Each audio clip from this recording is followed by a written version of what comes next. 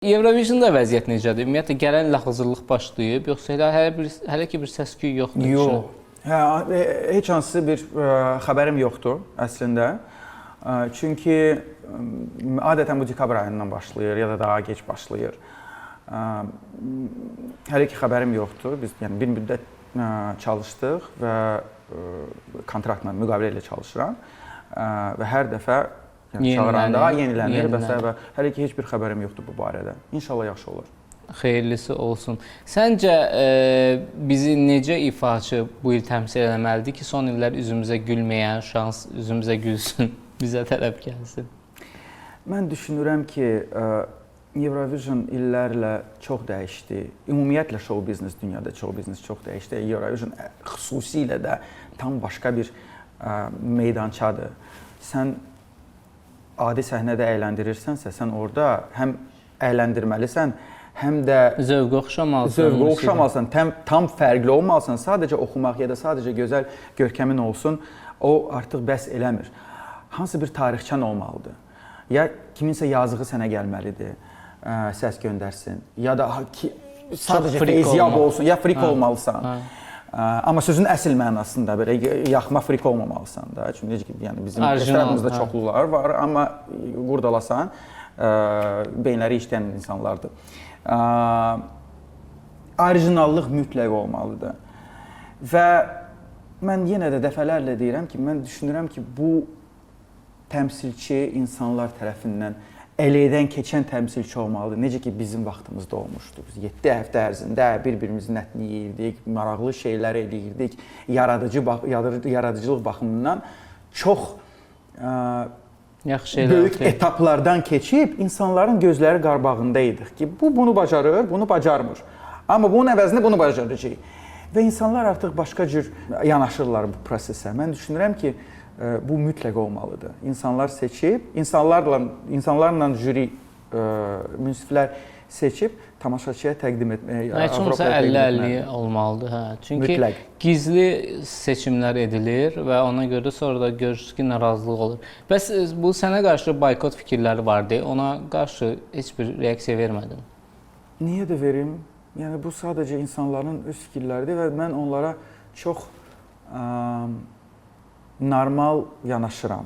Kritikaya, tənqiddə deyirlər. Tənqidə də çox normal yanaşıram. Çünki fikirlər fərqlidir. Amma əgər mən oradaydımsa, əgər mənim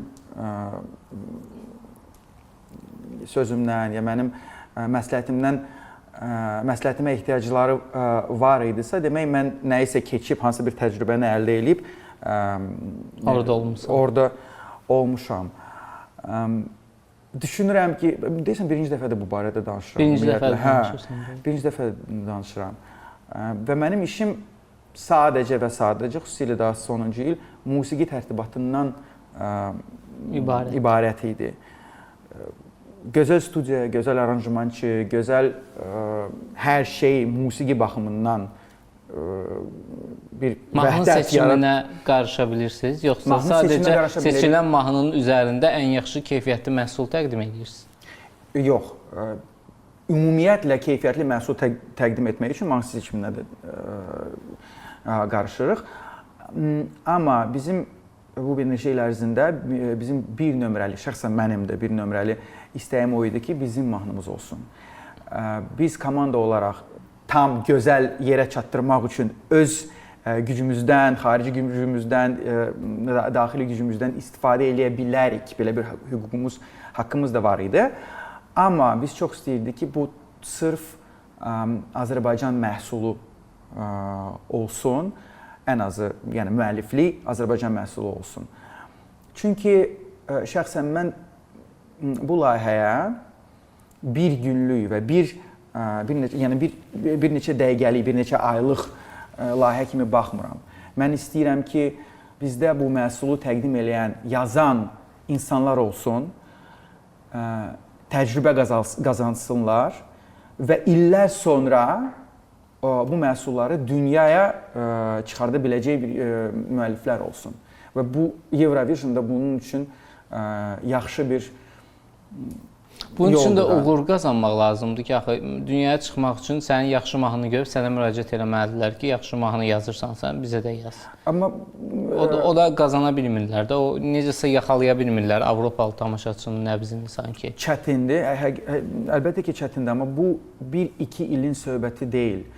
Sən gərək alışmalısan, eşitməlisən, başa düşməlisən nə lazımdır, necə olmalıdır. Bir çox əleylərdən keçmək lazımdır və yenə də dənəməklə, hər şey dənəməklə gəlir, müqayisə ilə hər şey əmələ gəlir. Bir il bunu göndərirsən, bilirsən, ha, yox, bu maraqsızdır.